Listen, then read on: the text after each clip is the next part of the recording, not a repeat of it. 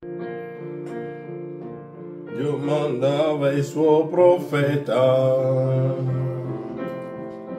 la parola rivelata, e col fuoco discendeva, il messaggio confermava. Gesù Cristo è lo stesso, ieri, oggi ed eterno. Credi solo e vedrai che Gesù non cambia mai. Gesù Cristo è lo stesso, ieri, oggi ed eterno. Credi solo e vedrai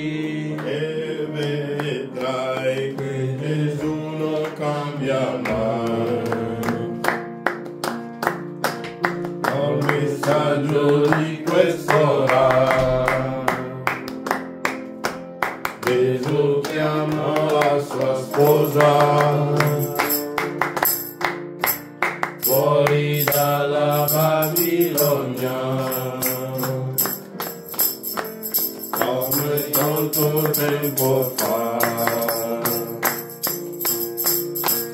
Gesù Cristo è lo stesso, ieri, oggi ed eterno. Oh, credi solo e vedrai che Gesù non cambia mai. Gesù Cristo è lo stesso, ieri, oggi ed eterno. Credi solo e vedrai che Gesù non cambia mai.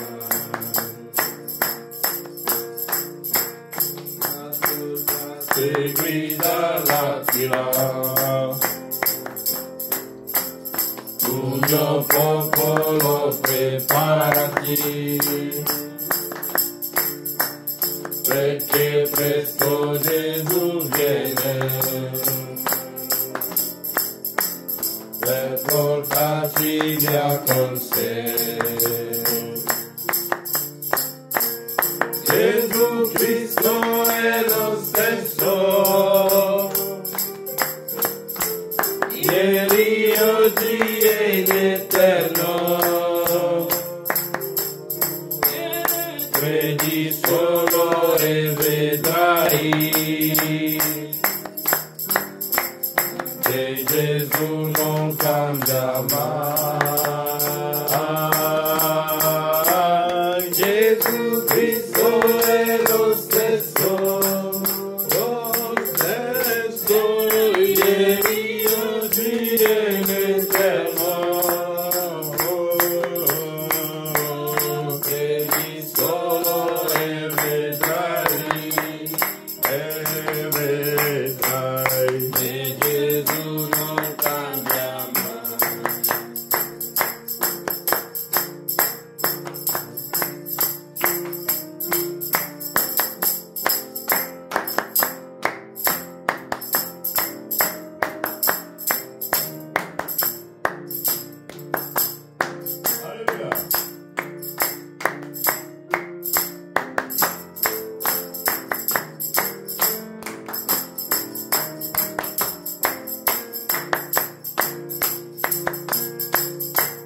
Gesù Cristo è lo stesso, ieri, oggi ed eterno. Credi solo e vedrai che Gesù non cambia mai.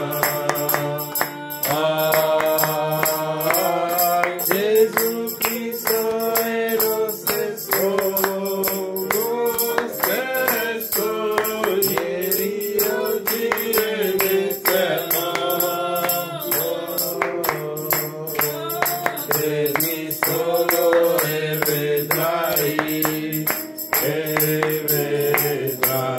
che Gesù non cambia mai. Inchiniamo i nostri capi, nostro Dio e nostro Signore, tu che sei lo sposo della nostra anima, tu che sei sceso dalla gloria e hai pagato il prezzo per rendere questo momento possibile, affinché possiamo sentirci senza colpa, Padre, poiché la croce ha reso tutto questo possibile per noi. Il culto è nelle tue mani, Padre, l'atmosfera pure è nelle tue mani. Rimani con noi, prendi controllo di ogni cosa, mentre lo lasciamo nelle tue mani. Nel nome di Gesù Cristo, Amen. Prenderemo la Bibbia. Leggeremo nel libro di Isaia 42.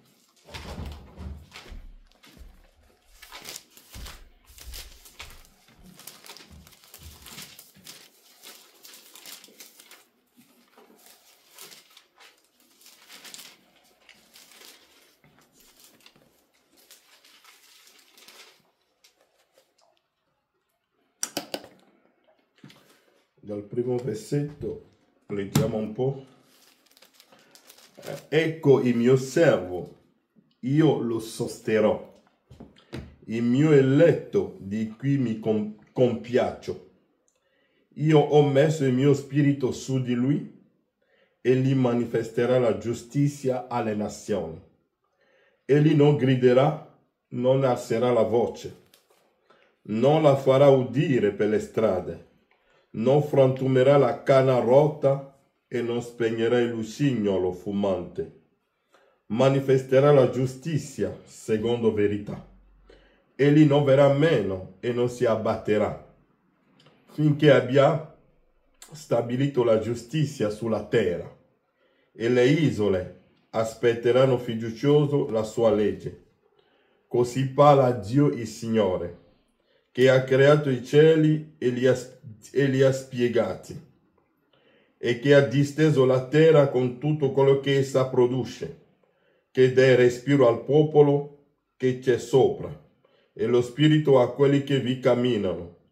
Io, il Signore, ti ho chiamato secondo giustizia, e ti prenderò per la mano, ti custodirò e farò di te l'alleanza del popolo, la luce delle nazioni, per aprire gli occhi dei ciechi, per far uscire dal carcere i prigionieri. Voglio che voi, il servo che è stato chiamato, che cosa farà? E io ti farò. E gli dice, io il Signore ti ho, versetto 6, io il Signore ti ho chiamato secondo giustizia e ti prenderò per la mano, ti custodirò e farò di te l'alleanza del popolo, dunque la luce delle nazioni. Egli sarà l'alleanza del popolo, la luce delle nazioni, per aprire gli occhi dei ciechi e per far uscire dal carcere i prigionieri. Dunque quel servo, che è la luce delle nazioni, farà uscire dal carcere i prigionieri e dalle prigioni quelli che abitano nelle tenebre.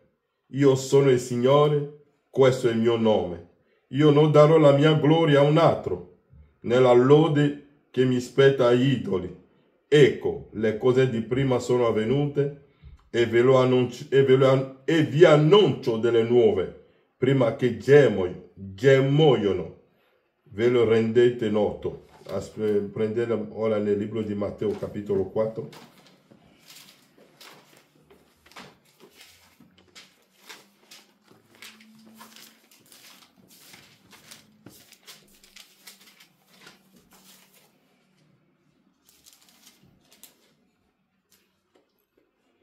Leggiamo dal versetto 12.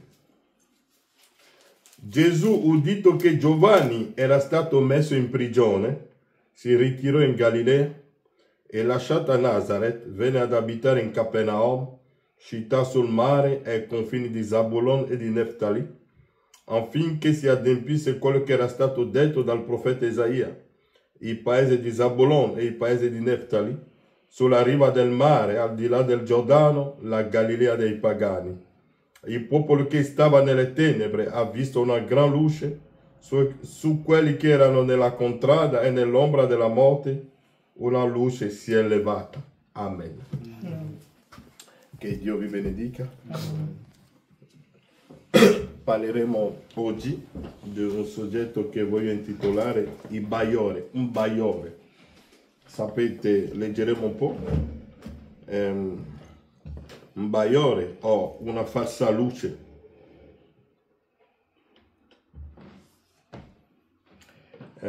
Partirò leggendo nell'opuscolo: Cristo è identificato lo stesso in ogni generazione. Dunque noi già con il titolo possiamo già capire che Cristo è identificato lo stesso in ogni generazione. Cioè voi dovete identificare Cristo in ogni generazione. Noi sappiamo che la parola Cristo significa l'unto. Gesù il Cristo. Gesù l'unto. E William Branham ci dirà nell'opuscolo lo svelamento di Dio, che Mosè era l'unto, era il Cristo della sua generazione. Mosè è il Messia della sua generazione, perché Mosè è stata la luce per il popolo di Israele che erano in Egitto. Perché Mosè era la luce, era la via per loro. Perché se Israele non seguiva Mosè, non potevano arrivare sulla terra promessa. Perché la strada per arrivare sulla terra promessa lo conosceva solo Mosè. E Mosè solo aveva il piano. Dunque Mosè era la forza e la luce di Israele quando era in Egitto. Quando Mosè ha messo i suoi piedi in Egitto, allora Israele o la luce dell'Eterno. Voi sapete che prima, un giorno, Dio aveva detto a Abramo: il tuo popolo sarà in schiavitù per 400 anni e poi io stesso scenderò e le farò uscire. Questa è una profezia. E quando l'abbiamo studiato, abbiamo visto che quando i fratelli di Giuseppe l'avevano venduto al mercante di schiavi, e già adempiuto quella scrittura. E vi ho fatto notare che il mercante di schiavi, lui sta facendo i suoi affari, sta facendo il commercio, ma lui, comprando Giuseppe, non si era reso conto che stava adempiendo una profezia che è stata fatta a Abramo. Lui non lo sapeva. Lui stava facendo solo affari. Se lui chiedete, dite: oh, io ho trovato questo ragazzo di 17 anni, i suoi fratelli volevano 30 denari, l'ho dato a loro. Io ho fatto, è giovane, poteva costare di più, ma lui stava facendo anche l'odio stesso che i fratelli di Giuseppe avevano verso di lui, era scritturale, perché senza questo odio Giuseppe non sarebbe stato venduto. Tutto fa parte come dell'ingranaggio della parola. William Branham dice che l'ingranaggio della parola, Dio quando profetizza qualcosa, l'ingranaggio di Dio va piano, lentamente, ma arriva sempre al tempo giusto. Dio non è mai in ritardo nelle sue cose, ma va lentamente affinché le cose si adempino al tempo addebito.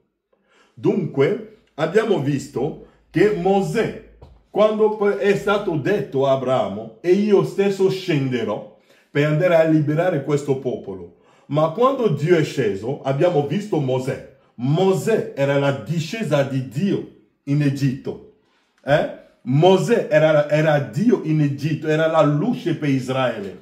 E per questo che noi dobbiamo sapere che cos'è la luce. Perché se voi non sapete che cos'è la luce, voi penserete che è la luce che ci hanno scoperto e l'elettricità. Ma la luce di cui si sta parlando non è l'elettricità, ma stiamo parlando di Cristo, la parola. Perché Gesù ha detto: io sono la luce del mondo.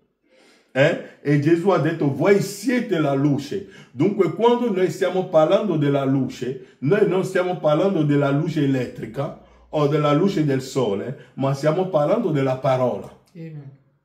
Perché quando voi conoscete il piano di Dio, automaticamente voi diventate la luce. E per questo, come l'ho sempre detto, Tutti gli avvenimenti, sapete, ci sono, se voi andate su YouTube, ci sono quelli là che chiamano gli illuminati, perché loro pensano di sapere più di noi e fanno tutto quello che vogliono, ma non sanno che i veri illuminati siamo noi. Perché tutto quello che stanno facendo, noi capiamo dove sta portando tutto questo. Perché hanno ricevuto un'unzione e noi quando vediamo Macron, vediamo Soros, vediamo Biden, vediamo Trump, vediamo Putin e pensano di sapere tutto, loro che tengono tutto in mano, noi sappiamo che siamo come Micaia, come l'ho detto l'altra volta, noi siamo alla sommità della piramide e vediamo tutto quello che sta succedendo. Sappiamo che tutti loro hanno ricevuto uno spirito per andare a finire nel mare rosso, per morire. Ma loro stessi si chiamano illuminati, ma i veri illuminati siamo noi. Abramo era l'unico che conosceva il piano di Dio che doveva distruggere Sodoma e Gomorra. I sodomiti non lo sapevano, i sodomiti facevano quello che volevano, pensavano di sapere più di tutti, era una grande nazione. Ma Abramo sapeva che Sodom non poteva reggere, perché l'Eterno è venuto a casa sua e gli ha rivelato tutto il piano. E oggi noi abbiamo ricevuto Dio nella carne, nella polvere di Kentucky, che ci ha rivelato tutto il piano della redenzione. Perché quando Dio viene sulla terra, Dio viene sempre in carne e ossa. Dio non rimane in aria. E William Branham dice, seguitemi bene, che Abramo ha visto Dio, ha avuto delle visioni, ha avuto dei sogni. E l'ultima volta che Abramo ha visto Dio nella carne umana. E poi dopo di questo, Abramo non ha più visto Dio né sentire più parlare di Dio.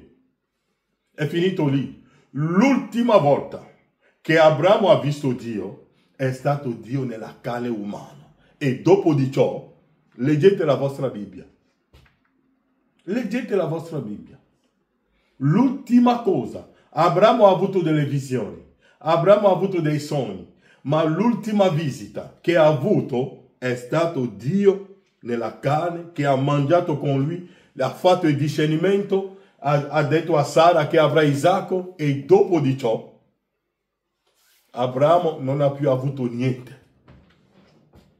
Non ha più avuto nessuna ispirazione. Leggete la vostra Bibbia. E l'ultimo segno, William Branham dice, l'ultimo segno che la Chiesa dovrebbe avere è Dio nella carne umana, facendo le stesse cose che gli ha fatto davanti alla donna samaritana. E credo che la Chiesa l'ha ricevuta. Ma oggi ci vogliono far vivere in un altro Baiore. E io non credo in un falso Baiore.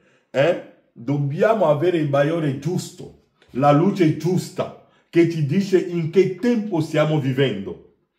Leggiamo qualcosa qui, nell'opuscolo Cristo è identificato lo stesso in ogni generazione, predicato il 15 aprile 64, paragrafo 118, dal paragrafo 118. Quindi, ecco lo vedete, proprio non lo afferrano, e vedete, stanno vivendo nel Baiore di un'altra luce. Seguite bene il vostro profeta. Stanno vivendo nel Baiore di un'altra luce e il Baiore è la cosa. Che cos'è? È una falsa luce. È un riflesso. Come io. La mia casa è a Tucson, Arizona. Vivo nel deserto. Ci sono dei miraggi. Sapete che cos'è? È un riflesso del sole sul caldo deserto. E riflette una luce falsa, lo fa sembrare acqua. Quando ci arrivate, là non c'è acqua. Tutti noi abbiamo avuto questa esperienza guidando le nostre macchine, che vedete sulla strada come se c'è acqua sulla strada, perché il sole vi fa credere che c'è l'acqua sulla strada e lo chiamiamo un miraggio o un falso Baiore. Tu pensi che c'è acqua lì, ma man mano che ti avvicini la cosa si allontana di più. E non c'è mai acqua perché è un falso Baiore, è un miraggio, è qualcosa che non esiste, è qualcosa che non avverrà mai. Questa cosa che il sole riflette davanti a voi che avverrà, non avverrà mai. ecco cosa è un bagliore, ed è qualcosa di promettente e non ci arriverete mai.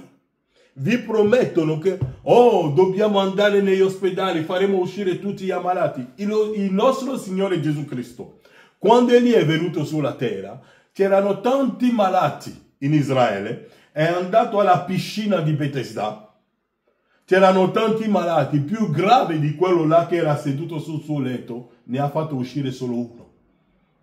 Perché Dio non fa spettacoli. Amen. Ma oggi stanno predicando un Dio che fa spettacoli. No, Dio, qualsiasi cosa fa Dio, ha uno scopo preciso. Quando Gesù è andato alla tomba di Lazzaro, per far uscire Lazzaro dalla tomba, è per uno scopo preciso. La gente lo chiamava, oh, miracolo, ha fatto qualcosa. Ma Gesù l'ha fatto per far passare un messaggio per noi oggi.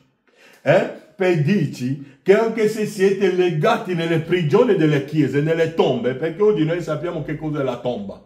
Lazzaro era nella tomba. E allora Lazzaro ha fatto 3 giorni già nella tomba.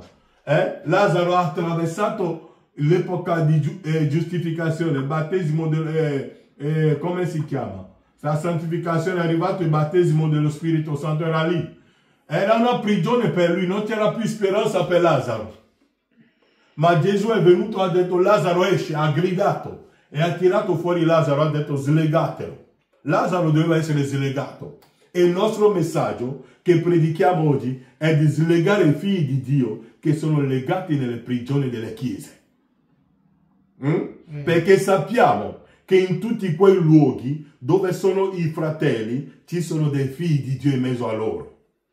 E noi mandiamo un grido per far tirare fuori, che un giorno verranno ad ascoltare quello che predichiamo e diranno ma è diverso questo.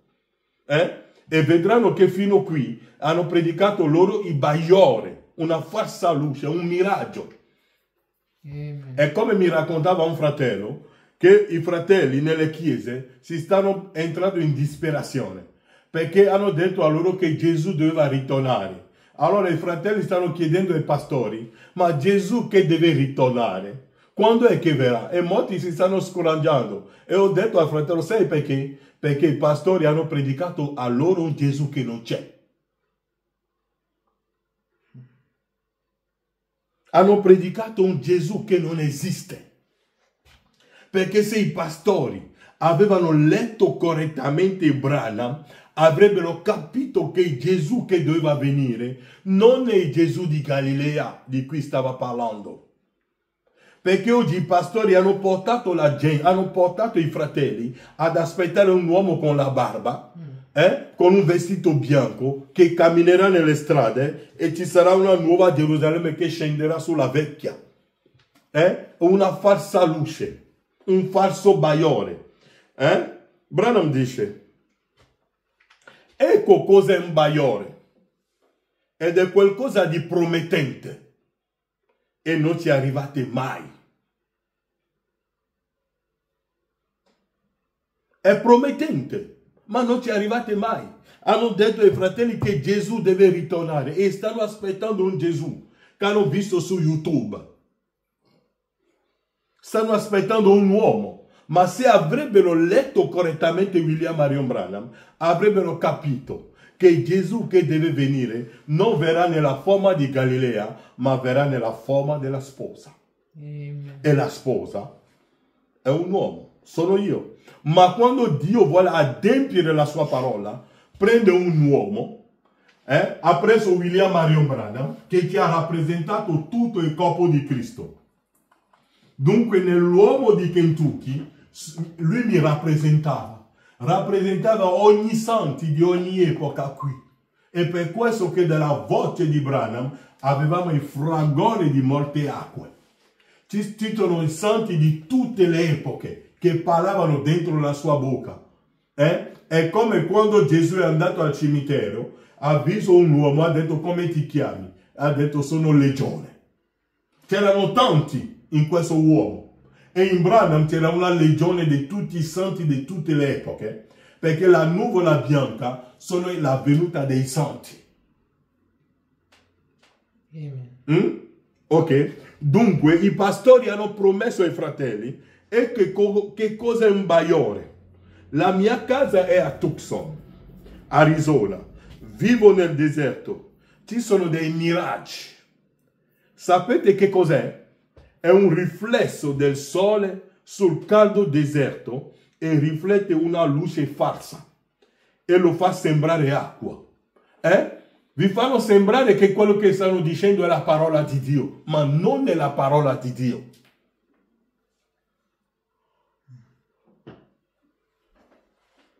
Non è perché lui grida, non è perché, come si chiama, come non mi ricordo il nome di quel profeta di Acab, gridava con l'unzione e saltava, che quello che stava dicendo è la parola di Dio. No.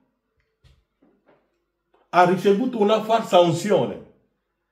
Non è perché uno grida, salta, fa rumore, grida sulle persone, che quello che sta dicendo è vero. William Branham dirà che Gesù, che aveva la pienezza della divinità, l'avete mai visto Gesù saltare? Ma aveva la più grande unzione di tutta la terra. Ma era così tranquillo. Tranquillissimo. La mia casa è a Tucson, Arizona. Vivo nel deserto. Ci sono dei miraggi. Sapete che cos'è? È un riflesso del sole sul caldo deserto e riflette una luce falsa, lo fa sembrare acqua. Vi fanno sembrare che è la parola di Dio, ma non è la parola di Dio. No. Ho avuto una visione. Va bene. Conosco tante persone che non vanno in chiesa, che hanno visione. La tua visione lo dobbiamo portare nella scrittura per vedere se la visione è scritturale. Ho fatto un sogno, va bene, non ho niente in contrario, ma il sogno lo portiamo nella scrittura per vedere se è scritturale. È chiaro? E riflette una falsa luce, lo fa sembrare acqua. Quando ci arrivate, là non c'è acqua. Ecco cosa è un bagliore. Ed è qualcosa di promettente e non ci arrivate mai. Non ci arriveranno mai. Ogni anno vi diranno: digiunate, pregate, organizziamo la giornata di convention, affittiamo l'albergo, fratelli, preghiamo tutti, il Signore arriverà, andremo a rapimento, preparatevi. Non ci arriveranno mai. William Branham, un fratello, lui ha fatto la domanda: Branham, non riesco più a sentire l'unzione come una volta. Non ho più la tirata per pregare come una volta. E Branham gli ha detto: hai ragione, fratello, perché il risveglio è finito. Ma oggi ci stanno dicendo che dobbiamo avere un risveglio. E girano per tutte le chiese per portare un risveglio. Tanto sì che il risveglio non hanno mai avuto. Devono conoscere il piano della redenzione per dire ai fratelli: al punto in cui siamo arrivati qui, alla sommità della piramide, non rimane nient'altro che la bomba atomica per spazzare via tutto. La polvere, la bomba, la pietra, il vento deve spazzare via tutto. E per questo, come l'ho detto a tante volte, che io non ci credo che quando dicono che Trump deve venire per portare la pace nella guerra di Ucraina, anche se fa la pace in Ucraina, c'è un altro fronte che si sta aprendo già. Nel Groenlandia, come si chiamano, in Danimarca, perché Trump dice che lui vuole la Groenlandia. E è in confine con la Russia. E già è un'altra battaglia che inizia. È un'altra guerra che si prepara. Pace non ci sarà su questa terra. Non ci sarà. E ora, ecco cosa è un bagliore. Ed è qualcosa di promettente. Una città scenderà così, come mi diceva una volta un fratello. La nuova Gerusalemme scenderà e si poserà sopra la vecchia. E tutti lo vedranno così. E andremo là nel millennio. Sì, dobbiamo comprare il biglietto per andare là.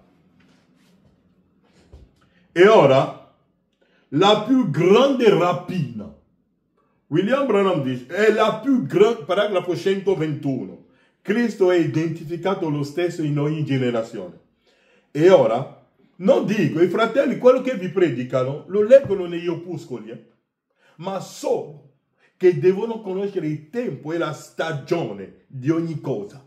È come se io prendo la Bibbia oggi e vi leggo nella Bibbia, la Vergine partorirà. È sempre al futuro, ma quella scrittura è già adempiuta. È chiaro? Anche se la leggete oggi, sarà sempre al futuro, ma è già adempiuta. È come Giovanni, Esaia aveva detto, ci sarà qualcuno con la voce che griderà nel deserto. Quando lo leggete oggi, è sempre al futuro. Solo che Giovanni era l'adempimento di quella scrittura. Perché quando i predicatori dell'epoca sono venuti a trovare Giovanni e gli hanno detto, sei il Messia? Sei Elia? Ha detto no. E chi sei tu? E gli ha detto, io sono la voce che grida nel deserto. Anzi, quella scrittura è già adempiuta. Anche se la leggete oggi.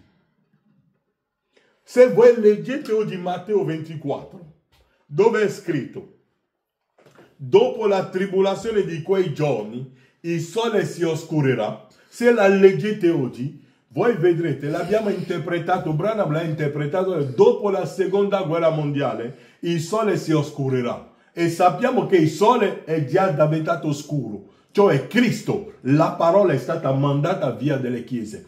È per questo che i fratelli oggi non seguono più il messaggero, perché non riescono più a seguire il fratello Branham. Perché a un certo momento, se non avete la percezione spirituale, non potete seguire Elia fino alla fine. Perché Eliseo quando seguiva Elia, a un certo momento c'erano dei ragazzi sulla strada per divertirlo. Rimani qui con noi, Elia sarà preso. Ma Eliseo ha detto, no, io lo seguirò.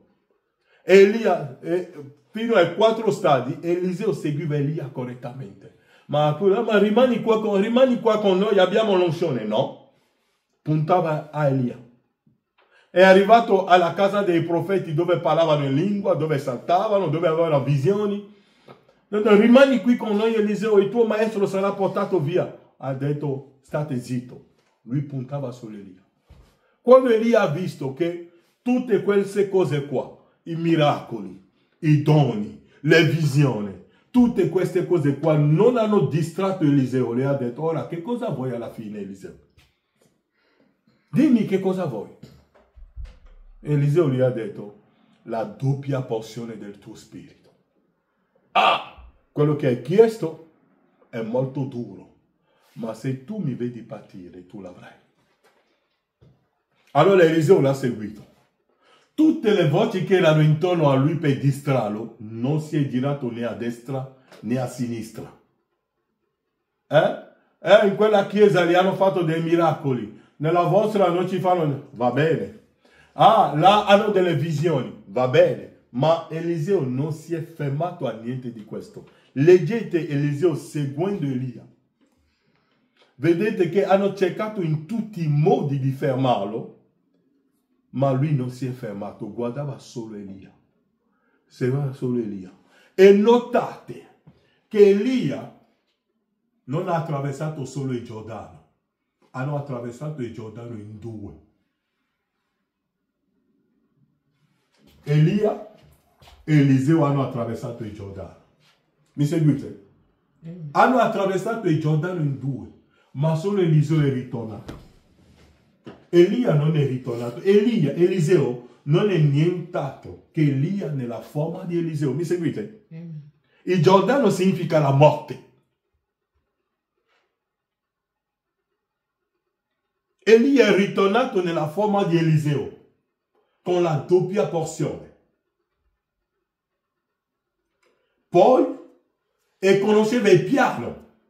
Sapeva ora che doveva, Eliseo, non è scritto da nessuna parte nella Bibbia, che Elia aveva chiamato Eliseo da qualche parte e lui ha detto, sai, ora devi ungere Ben-Hadad, devi ungere Gehu. La Bibbia non lo dice da nessuna parte, che Elia ha chiamato Eliseo e lui ha detto no.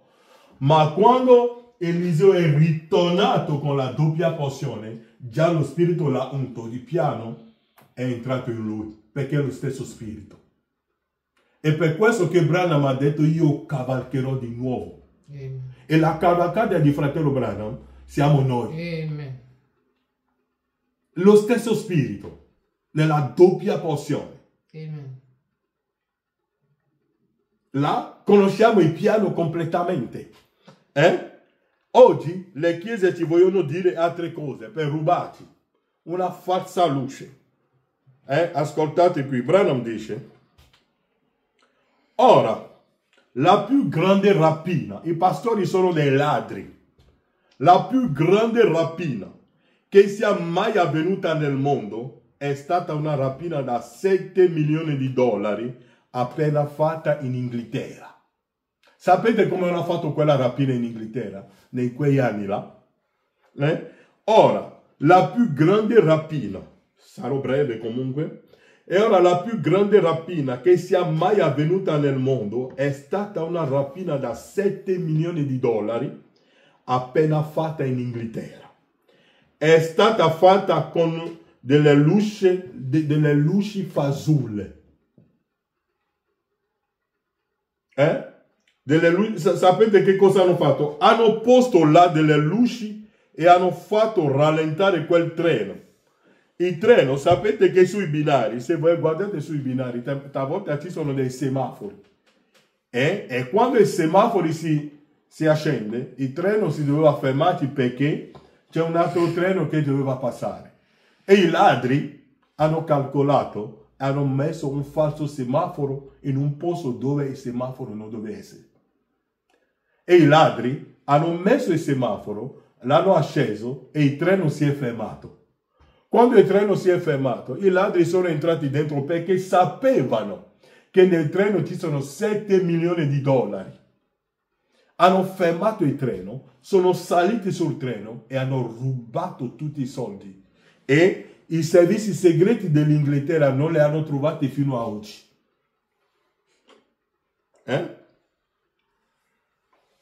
Ora, la più grande rapina che sia mai avvenuta nel mondo è stata una rapina di 7 milioni di dollari appena fatta in Inghilterra. È stata fatta con delle luci fasulle. Hanno posto là delle luci e hanno fatto rallentare quel treno.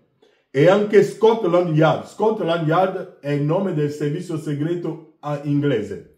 E lo Scotland Yard non poteva trovarlo. È stata la più grande rapina che abbiano mai fatto nella storia del mondo. È stata fatta da una falsa luce. E la più grande rapina che la Chiesa di Gesù Cristo abbia mai subito è una falsa luce, un bagliore di qualche altra epoca. Dobbiamo somigliare a Paolo? No, non possiamo somigliare a Paolo. Dobbiamo somigliare a Lutero? No, non possiamo somigliare a Lutero. Perché la nostra epoca è più gloriosa di quello di Paolo. Amen. La mia epoca è più gloriosa di quello di Martin Lutero. La mia epoca è più gloriosa di quello di Wesley. Anzi, noi viviamo in un tempo più glorioso, anche più del tempo in cui Gesù ha vissuto sulla terra.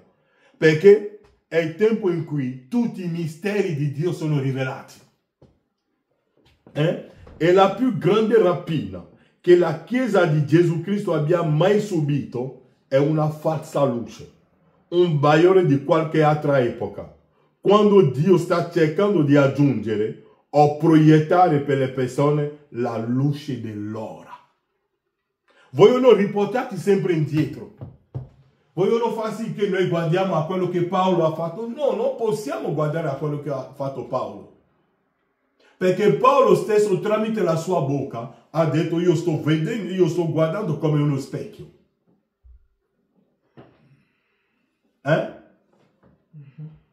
Paolo l'ha detto. Paolo dice: quando il perfetto verrà. Ma oggi noi vogliamo somigliare a Paolo. Ma Paolo sta aspettando questo tempo glorioso in cui noi stiamo vivendo. Noi vogliamo guardare a Lutero. Ma il fratello Branham dice qui, è la più grande rapina che la Chiesa di Gesù Cristo abbia mai subito è una falsa luce. E sapete che cos'è la luce? Sono dei predicatori che si entrano, ma sono falsa luce e portano la gente alla morte. Amen. È la più grande rapina che la Chiesa di Gesù Cristo abbia mai subito. Ravvedetevi, siete peccatori. Non siamo peccatori, perché alla croce il prezzo è già stato pagato. Ogni giorno dobbiamo confessare i peccati? No, fratelli. William Branham dice un'opera che è stata fatta, è finita lì. Vi fanno sentire sempre in colpa. Noi non siamo qui per farvi sentire in colpa, ma per dirvi.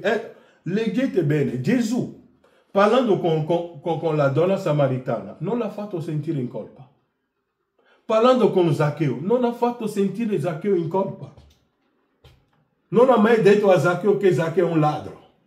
Non ha mai detto alla donna samaritana che è una prostituta. Non ha mai detto a Maria di Magdala che è pieno di demoni. No, no, no, fratelli. È la più grande rapina che la Chiesa di Gesù Cristo abbia mai subito. È una falsa luce, è una falsa proiezione, è una falsa interpretazione delle scritture.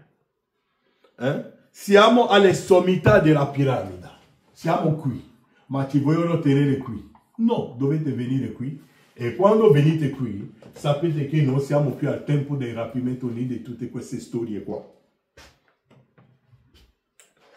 E la più grande rapina che la Chiesa di Gesù Cristo abbia mai subito è una falsa luce, un bagliore di qualche altra epoca. Vogliono farti vivere nell'epoca di Lutero. Vogliono che noi ritorniamo nell'epoca di Ireneo. No, non possiamo ritornare lì. No, no, no, no, no, no, no, no, no, no, no, no. Oh, quando hanno chiuso le chiese, portavano le nostre sorelle nel Colosseo. Oggi non ti porteranno nel Colosseo, ma il tempo qui è più difficile del tempo di Colosseo. Il tempo in cui noi stiamo vivendo è più difficile del tempo in cui hanno vissuto loro. È la più grande rapina che la Chiesa di Gesù Cristo abbia mai subito è una falsa luce, un bagliore di qualche altra epoca. Quando Dio sta cercando di aggiungere o proiettare per le persone la luce dell'ora. Quella è la luce dell'ora. Andiamo avanti a leggere ancora un po'. Nell'opuscolo, che cos'è lo Spirito Santo? Leggiamo qualcosa anche qui, nell'opuscolo Accendere la luce. Paragrafo 124. Una falsa luce ha causato la più grande rapina che il mondo abbia mai avuto in Inghilterra. Non molto tempo fa, la più grande rapina che si sia mai stata compiuta fu fatta con una falsa luce.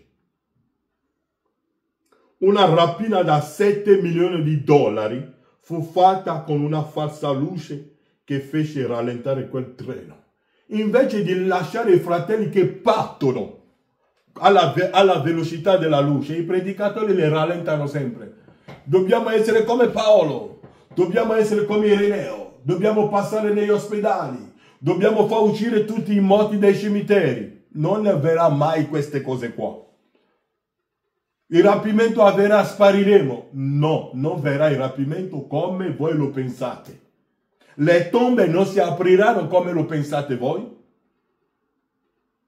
La nuova Gerusalemme non sarà come... Anzi, in che tempo viviamo? Al tempo in cui il vento doveva sparire la terra. Lo dicono loro stessi nei giornali.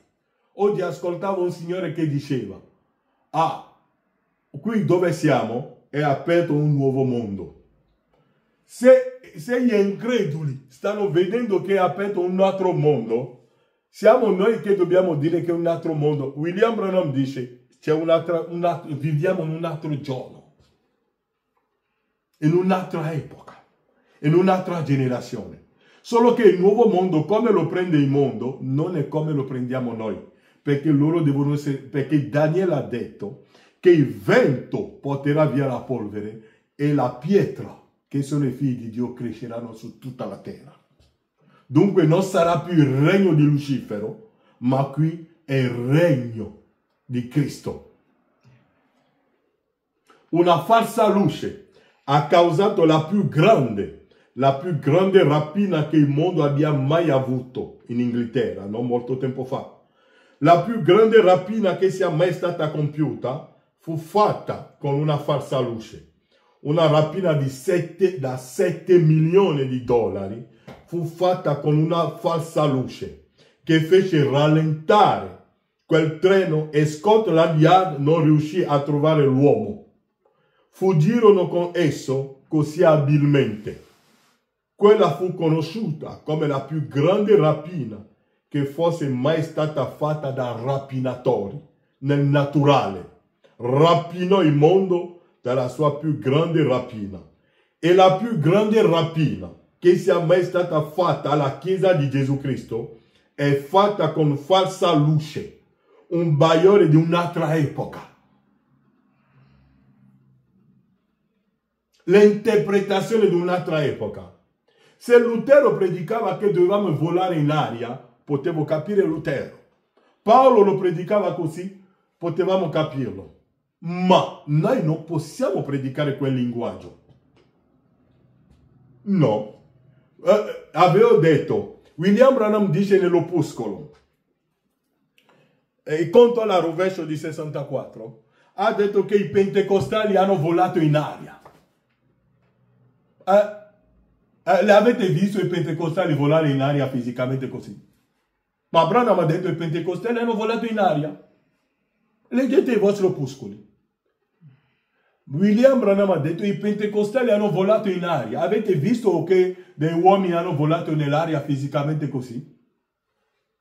Dovete capire il linguaggio di Dio. E William Branham dirà che l'aria è una dimensione che Dio, è lo spazio che Dio ha espanso. Dunque, non è un'aria fisico dove i fratelli cantano ci sarà l'incontro su nell'aria e pensano che ci sarà lì sopra. No, fratelli. No, è una dimensione. E l'aria di cui si sta parlando, c'è stato l'incontro nell'aria già. Ci siamo incontrati nell'aria, nel profeta. Tutti i santi di tutte le epoche sono venuti e ci siamo incontrati nello spazio Branham. Ora cercheremo a mettere un po' più le cose in ordine. È la più grande rapina che sia mai stata fatta alla Chiesa di Gesù Cristo è fatta con falsa luce, un bagliore di un'altra epoca e rigettando la luce che è stata predetta per questa epoca. E non lo vedete che rigettano la luce che è stata data per questa epoca? L'hanno rigettato già, hanno già rigettato Branham da tanto tempo. Vi ho dato l'esempio della generazione. Quando Branham dice che 40 anni, loro vi dicono che è 70, 120 anni, hanno già rigettato fratello Branham. E man mano che andiamo avanti, gli opuscoli non lo leggeranno manco più. Lo metteranno da parte. Man mano che andiamo avanti, vedete che gli opuscoli li accantoneranno tutti. Come ve l'ho detto l'altra volta, nessuno vuole più mettere un opuscolo oggi o un nastro oggi per ascoltare, è troppo lungo il nastro. Tolgono la voce del profeta e mettono solo la voce dell'interprete. Perché? Perché tutti sono stanchi, tutti hanno fretta, nessuno ha più tempo. E vi dico che man mano che andiamo avanti, il profeta verrà messo fuori. E vi porteranno la loro stessa luce, la loro stessa interpretazione. È la più grande rapina che sia mai stata fatta. Sto leggendo nell'opuscolo Scendere la luce, paragrafo 125. È la più grande rapina che sia mai stata fatta alla Chiesa di Gesù Cristo è fatta con falsa luce, un bagliore di un'altra epoca. Il bagliore che cos'è? è qualcosa che non esiste. Lutero e tutti pensavano che dovevamo volare nell'aria, è un bagliore per loro, ma non è la realtà, non era la verità. Ma Dio li ha lasciati così, sapendo che al tempo della fine tutto il mistero sarà rivelato. Allora vedremo chiaro. E la più grande rapina che sia mai stata fatta alla Chiesa di Gesù Cristo è fatta con falsa luce, un bagliore di un'altra epoca. E rigettando la luce che è stata predetta per questa epoca. Amen. La luce per questa epoca è William Marion Branham, perché abbiamo detto che la luce è un uomo. Amen. Perché quando Gesù è andato nella Galilea delle Nazioni, hanno detto che e la luce si è riflesso nelle tenebre. Gesù è arrivato là, alla Galilea hanno detto che la luce si è riflesso. Dunque la luce è un uomo. Amen. Falsa luce, un bagliore di ieri. Non camminate nel bagliore di ieri. Camminate nel calore del figlio di oggi. Non calatevi in un'ombra denominazionale dicendo i giorni dei miracoli sono passati. Non calate nel bagliore. Leggo un'altra citazione e poi mi fermo per oggi e andiamo avanti la prossima volta. Nell'opuscolo, che cos'è lo Spirito Santo? Non mi piace allungare troppo, ma che qualcosa rimane, anche se le riunioni sono corte, l'importante è che qualcosa rimane. Non cerchiamo di allungare troppo affinché la gente si stanca. Che cos'è lo Spirito Santo? William Branham dice, mi piace il modo in cui predica fratello Neville, 40-50 minuti, così la gente non si stanca. Branham dice, io lo faccio lungo per registrare per voi, e l'ha registrato per noi, affinché oggi noi possiamo leggere correttamente, affinché non vengono per dirci delle cose bagliori. No, non vogliamo più bagliori, vogliamo la realtà. E come l'ho sempre detto, queste cose che faccio qui è per spingere i fratelli ad andare a investigare. Che cos'è lo Spirito Santo? Paragrafo 74 a 75. Bambini piccoli che dicono, beh, io vado in chiesa. Mia madre apparteneva a questa chiesa. Io non ho niente contro questo, caro fratello. E mi rendo conto che questo viene registrato. Questo va bene, appartenere alla chiesa della mamma. Va, ma ascolta. La mamma camminò in una luce. Tu stai camminando in un'altra. La mamma ha camminato in un'altra luce. Vi ho sempre dato l'esempio di mia madre che mi diceva, quando hanno letto Giovanni 14 a loro in chiesa, mia madre è tornata a casa e ha detto, dove hanno detto, nella casa di mio padre ci sono molte dimore. E mia madre mi diceva, io so che quando io morirò andrò in cielo e Dio mi darà una casa da qualche parte e lì sarò. Mia madre pensava veramente a una casa di mattone che Dio gli darà e la vivrà lì. Questa è stata l'interpretazione che lei aveva nella sua epoca. William Branham dice, al tempo di mia madre pensavano che quando uno muore va in cielo, gli danno un'arpa e suonano, che tutti sono cantanti. È quello che credeva la mamma di fratello Branham. Ma questo è un altro bagliore.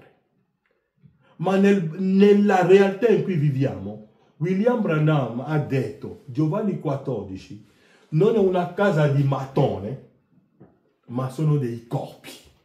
Ora, che cosa devo prendere? Devo prendere il bagliore di mia madre o il bagliore o la luce dell'epoca. Quando la vera cosa è arrivata sul campo. Perché Giovanni ha detto che quando il perfetto verrà, noi lo vedremo come egli è.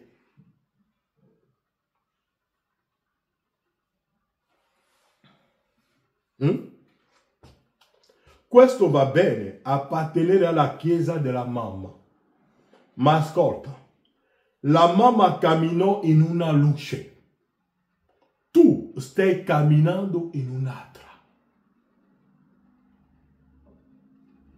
Lutero camminò in una luce. Wesley camminò in un'altra. Wesley camminò in una luce. Pentecoste camminò in un'altra.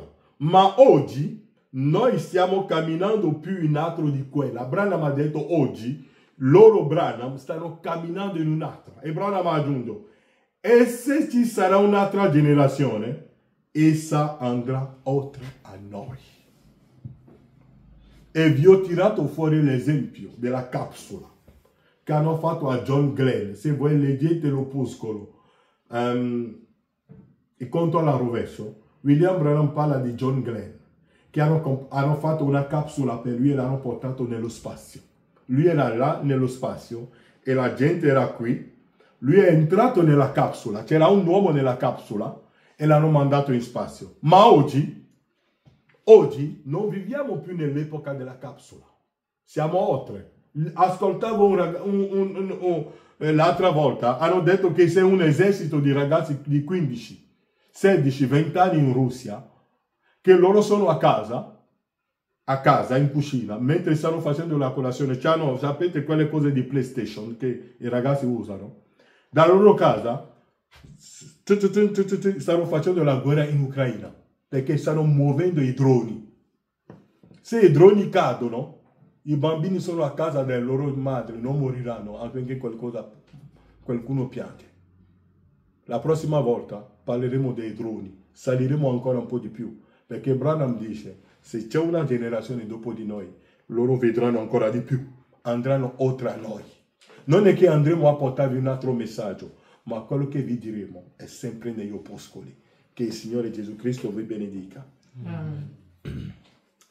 Padre Celeste, grazie per la tua parola che tu ci hai donata ancora oggigiorno. Grazie per la luce che tu hai messo davanti a noi.